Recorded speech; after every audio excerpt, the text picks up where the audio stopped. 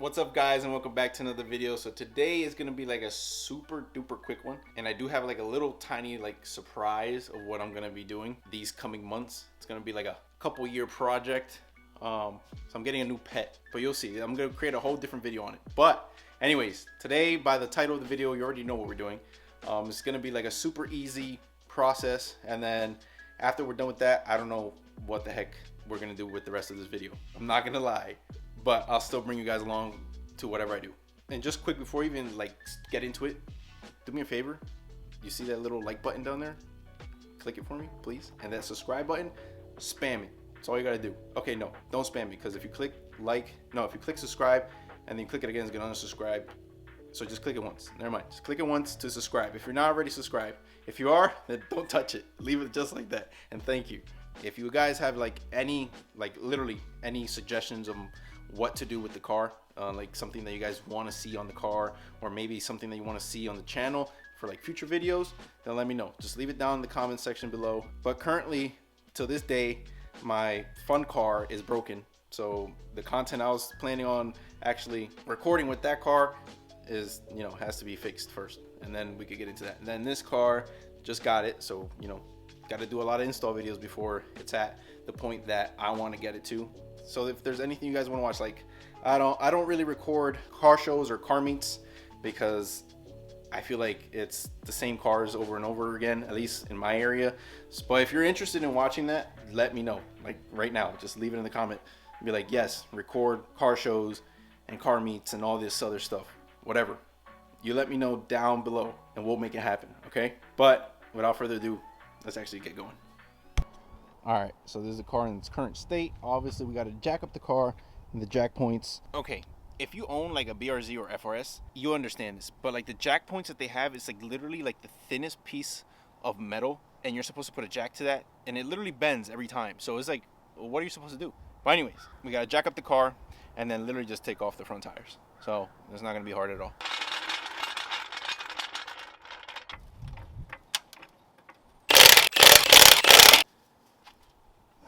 All right, now that we have both tires off, let me show you what we're going to be changing today. So right here, that's your little like end link that's connected right there to your sway bar, right? Your front sway bar. So this, you see how it's actually connected? Yeah, this is good.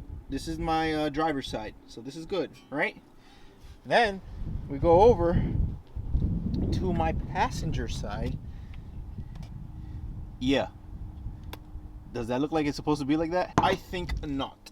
But yeah, literally, simply, is take off this, I'm pretty sure it's a 17 or 18 millimeter nut right here. And then same thing for the lower part, which is, the nut is back here. And that is literally all. And then just replace them. First, I'm gonna start off with the driver's side, because the driver's side is the one that's actually intact. So I'm gonna take that one off and then like try to like get the exact like height and like fitment for the new ones. The exact length for I could like, sort of have like the same drivability that I had before and not like mess with that yet. So yeah, let's do that. But let me show you the new ones. All right, here we go. Quick unboxing. Boom. There they are. Whiteline end links. And bro, these look beefy. Like super duper beefy. But hopefully these are the right one. I mean, it says it's for like, BRZ and stuff and FRS, but sometimes they be lying. But yeah, no, these are way beefier compared to the stock ones, or I'm assuming these are stock.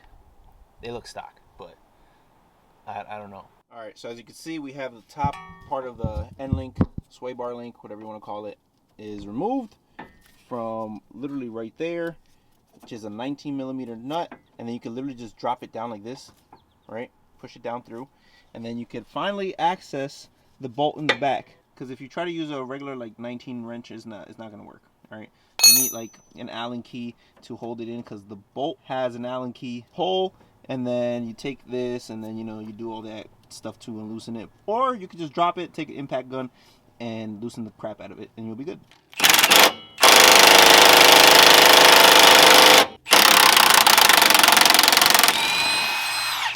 All right, so there you saw we ran into like a tiny little bit of a problem. So when I was using the impact gun, it started to spin, right? The actual bolt. So all I did was tighten it, like super hard, super tight, and then quickly unloosen it. And then it actually broke loose, so we're good. All right, so this was our main culprit here. This is the one on the passenger side. As you can see, look at that. That is completely, let me focus in for you guys, completely destroyed right there. The threads, look, see? Like it doesn't even thread in. Like none.